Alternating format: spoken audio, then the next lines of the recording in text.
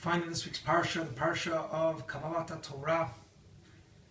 And we think about Kabbalat Torah, a very, very important experience, obviously.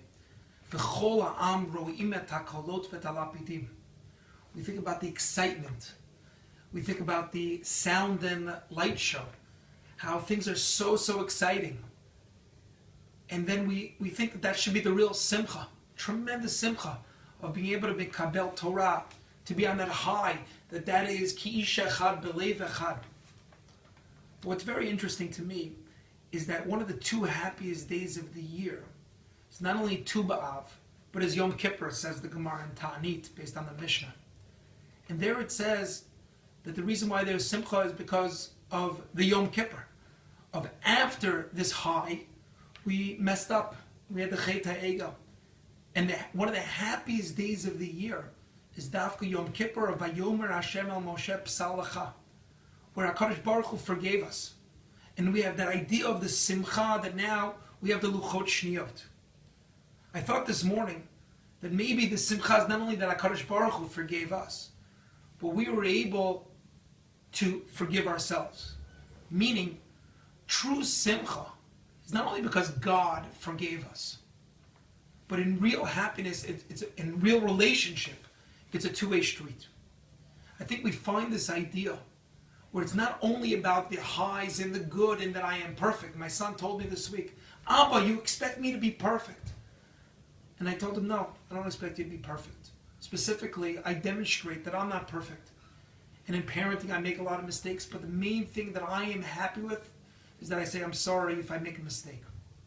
We see this idea, a Talmud of mine, I'm younger, quoted Rabbi Rosner a couple of weeks ago, where part of the whole Yitziat Mitzrayim experience leading up to Matan Torah, we find something that seems to be insignificant. The Makat B'chorot, an unbelievable Makat that HaKadosh Baruch Hu gives to the Mitzrim, and through there it says that the dogs didn't bark. Lo yecharat kelev l'shonam. And as a result of that, in next week's Parsha, Mishpatim, it tells us, V'anshe kodesh tiyun li. In Perek Chavbet, Pasuk Lamed, we have to be kadosh. Great, you have to be kadosh. What's juxtaposed to that kedusha? Ubasar basadeh treifa lo tochelu. You shouldn't eat treifa, meat. Great. Part of kedusha is knowing how to eat and what to eat. And then it says, La kelev tashlichonoto. Give it to the dogs. So most people say somehow it's a karat hatov. Ami sent me a beautiful Dvar Torah in the name of Rabbi Rosner, quoting the Dats Kenim Bali Atosfu, to demonstrate this idea of the essence, I believe, of what Kabbalat Torah is, and to be able to understand that it's not only about the high, but it's even to know how to deal with the difficulties. Ubasar basadet treifa. It says, Me'achar sha'kelev masar nafsho ala treifa kesheba zeidel torfa. The Dats Kenim Bali Tosfos explains that for those that live in Teaneck or in Woodmere or Chicago, you're not used to having as much, I think, the guard dog from the tzon. For those people that live in the Yishuv and Chashmonaim or the different Yishuvim, they know they have a dog as a watchdog. And that's what the Dats Kenim Bali Tosfot said. You have a watchdog. His job was to protect the tzon, that it shouldn't become a treifa. But this time it messed up. The dog messed up. So you might think, oh, messed up, you're done. You're done as a dog. You're done as my dog. Explains the Dats Kenim Bali Tosfot, Lo tiyeh kafui tova kinegdo. Do not be an ingrate towards him. Kishiyelecha treifa, that shishichu elav b'schar sheshamra arata shalom nitrafa v'gam shomer od achirot. If you just focus on the failure, so then you're a failure. That's what Russell Wilson, the Hakotel, just said. I'm not going to let one terrible pass define me. I'm not going to let that failure define me. Says the Torah, even before Russell Wilson. That's what the Pshat is. Basar basadet treifa lo tochel is true. But like kelev tashlichonoto. Don't focus just on his failure.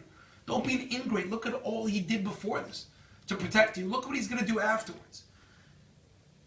And that in itself is the message, I think, of Kabbalat Torah. Not just the highs of the sound and lightning, a sound and light that we had of cholam noim et hakolot, but it's the simcha.